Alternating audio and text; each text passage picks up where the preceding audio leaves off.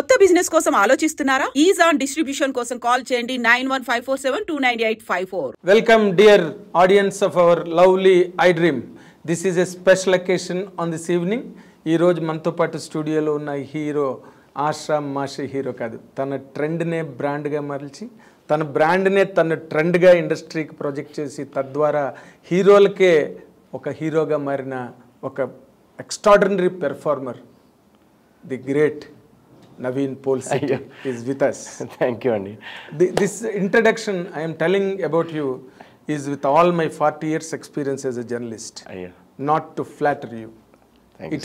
It is for the glory of Telugu cinema. Endukante because commercial heroism, fights, dances ivanni kuda oka commercial format.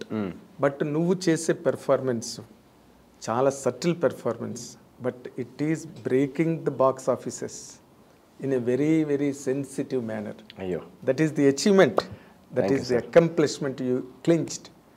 నాకు ఈ introduction తర్వాత ఏం మాట్లాడాలో అర్థం కావట్లేదు. Thank you so much. అంటే మీకు థ్యాంక్స్, ఐ డ్రీమ్కి థ్యాంక్స్, తెలుగు ఆడియన్స్కి థ్యాంక్స్, అంత క్రెడిట్ ఆడియన్స్ది యాక్చువల్లీ. కానీ నీ latest flick Polishetty, Naveen Polishetty, mister Polishetty, ఆ సినిమా టైటిల్ కన్ఫ్యూజన్గా ఉన్నా సినిమా ఎక్కడ కన్ఫ్యూజన్ లేదు. Cinema extraordinary travel. First half you shouldered the entire film.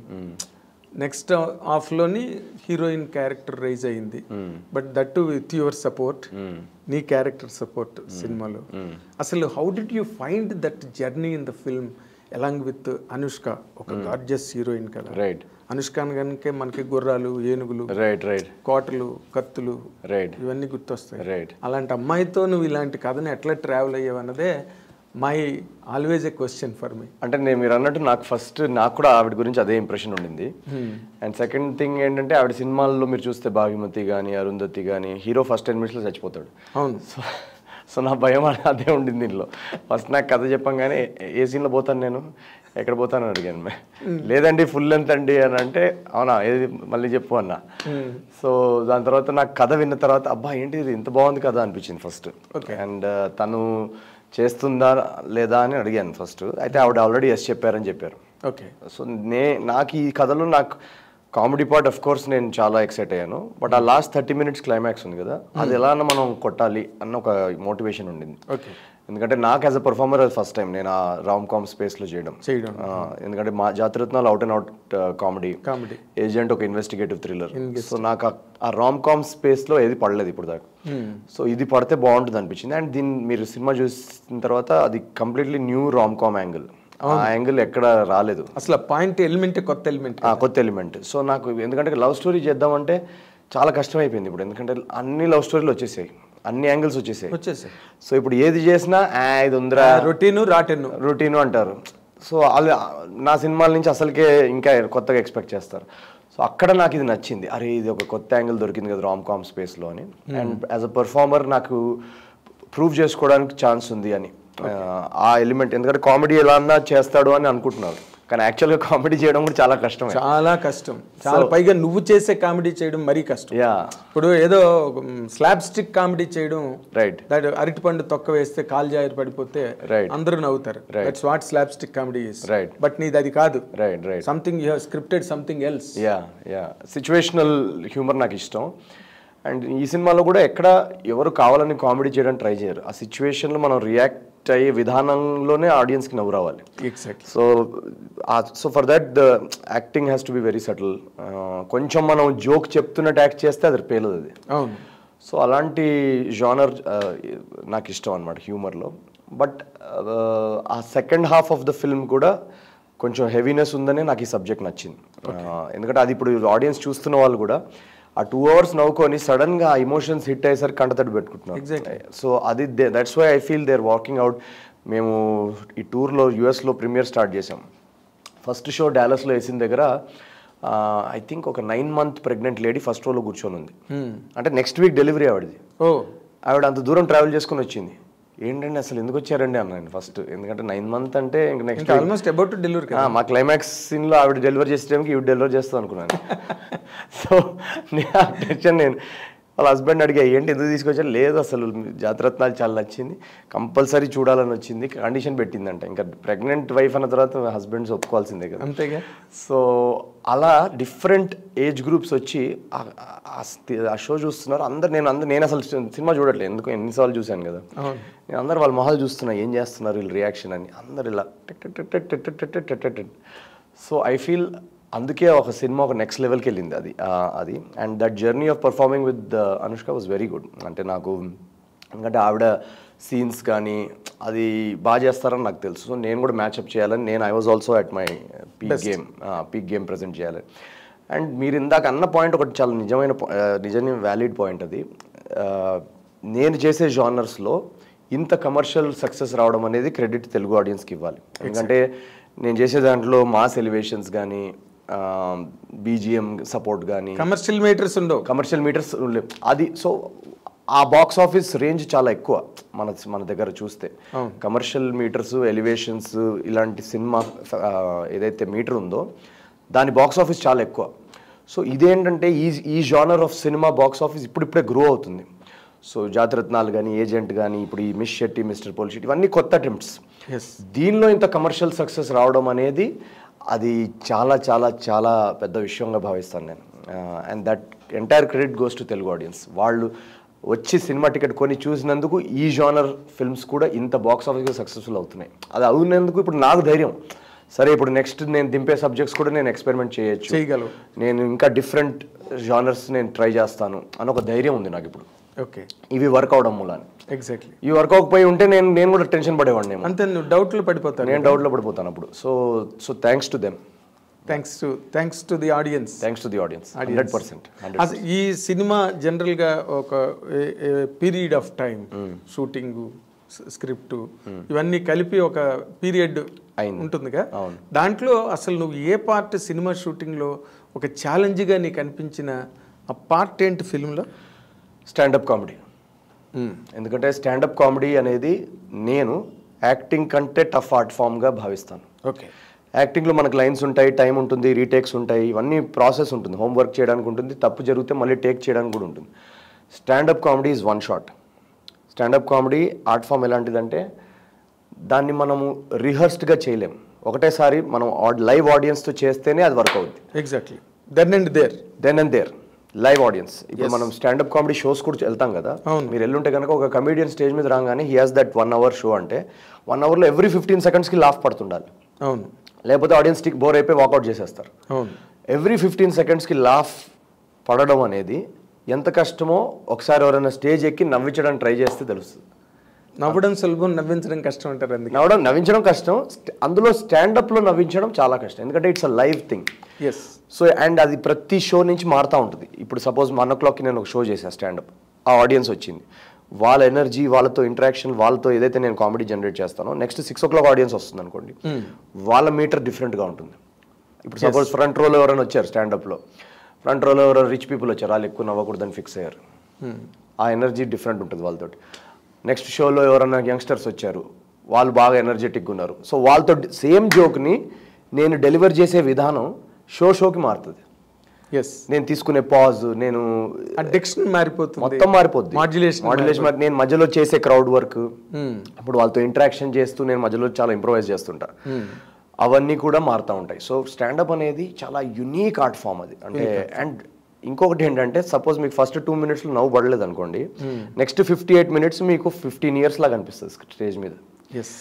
ఒక్కొక్క మినిట్ 10 minutes లాగా ఫీల్ అవుద్ది, ఎందుకంటే ఆ రిజెక్షన్ అనేది టప్ అని కొడుతుంది, తగులుతుంటుంది. నీకు ఆడియన్స్ నవ్వలేదు అనుకోండి, ఇప్పుడు సినిమా సపోజ్ ఆడలేదు అనుకోండి, ఒక 9 months మనం సినిమా షూట్ చేస్తాం, ఆ 9 months మనకు తెలియదు సినిమా బాగుందో లేదో రిలీజ్ చేసేదాకా. స్టాండప్లో విదిన్ ఫస్ట్ 15 seconds నువ్వు బాగున్నావా లేదా తెలిసిపోద్ది నీకు, ఇమీడియట్ ఫీడ్బ్యాక్. ఎస్, ఆ రిజెక్షన్ నువ్వు హ్యాండిల్ చేసి మళ్ళీ నెక్స్ట్ జోక్కి next 15 joke. So it's live, everything is happening live. You have to accept the feedback, that rejection, and not let it show on your face, and your energy cannot drop, and you have to increase your energy also for the next 15 minutes. But అప్పుడప్పుడు ఏమైందంటే నువ్వు work out అవ్వట్లేదని ఎక్కువ try చేసాం అనుకోండి, అది ఇంకా ఆడియన్స్కి irritating హార్డ్గా ఉంటుంది. అవును, వీడేంట్రా వాడు ఫస్ట్ 10 minutesలోనే నాకు నవ్వు రాకపోతే వీడు మళ్ళీ ఇంకా ఎక్కువ ఏం చేస్తున్నాడని అది ఇంకా వర్కౌట్ అవ్వదు. సో స్టాండప్ అనేది ఆ లైవ్ ఆడియన్స్ని నవ్వించడం అనేది అదొక ఆర్ట్, అదొక చాలా ఛాలెంజింగ్ ఆర్ట్ ఫామ్. అది నాకు అందుకే ఈ క్యారెక్టర్కి నేను ఎస్ చెప్పడం జరిగింది. ఎందుకంటే జాతిరత్నాల తర్వాత నేను డిటెక్టివ్ క్యారెక్టర్ ప్లే చేసినప్పుడు నాకు ఆ డిటెక్టివ్ ఎలా ఉంటాడు, డిటెక్టివ్ లాగా ప్లే చేయడానికి ఒక ఛాలెంజ్ లాగా ఫీల్ అయ్యా. జోగిపేట్ శ్రీకాంత్, ఒక జోగిపేట్ నాకు ఐడియా కూడా లేదు అసలు, నా యాక్సెంట్ కూడా అలా ఉండదు. సో అది కూడా నాకు తెలియదు. సో యాజ్ అ పర్ఫార్మర్ నాకు అది చాలా, నేను ఒకవేళ క్రాక్ చేస్తే నాకు యాజ్ అ స్కిల్ పర్ఫార్మర్ నేను చాలా చూపించుకోవడానికి ఉంది, నేర్చుకోవడానికి ఉంది, మోర్ దెన్ నేర్చుకోవడానికి ఉంది. అండ్ అది క్రాక్ చేయడానికి నాకు ఆ 6 month ప్రిప్ ఉంటుంది కదా క్యారెక్టర్కి, అది నాకు చాలా ఇష్టం. సో ఈ క్యారెక్టర్లో ఈ స్టాండప్ లాంటి ఆర్ట్ ఫామ్ని కనుక మనము స్క్రీన్ మీదకి ఎక్కించి అది క్రాక్ చేయగలిగితే అది చాలా హై ఇస్తుందని I said yes to it. And అదే నాకు చాలా టఫ్ అనిపించింది. ఎందుకంటే ఈ సినిమాలో స్టాండప్ అని అనుకున్న వెంటనే ఫస్ట్ డిస్కషన్ నాకు డైరెక్టర్తో జరిగింది ఏంటంటే, ఇంతకు ముందు స్టాండప్ ఎక్కడైతే అటెంప్ట్ అయిందో అది వర్క్ అవ్వలేదని ఆడియన్స్ నుంచి ఫీడ్బ్యాక్ ఉండింది, క్రిటిసైజ్ చేశారు చాలామంది వేరే సినిమాల్లో. సో మాకు ఆ రెస్పాన్సిబిలిటీ ఉండింది. స్టాండప్ అనగానే ఈ సినిమాలో కూడా స్టాండప్ అనగానే మీరు చూస్తే కమెంట్స్లో స్టాండప్ సరిగ్గా చేయర్రా అన్న వచ్చింది. సో దీన్ని ఇప్పుడు దాటాలి, ఈ నెగిటివ్ పర్సెప్షన్ని దాటి వెళ్ళాలి ఫస్ట్, దానికి మనం స్టాండప్ కరెక్ట్ చేయాలని.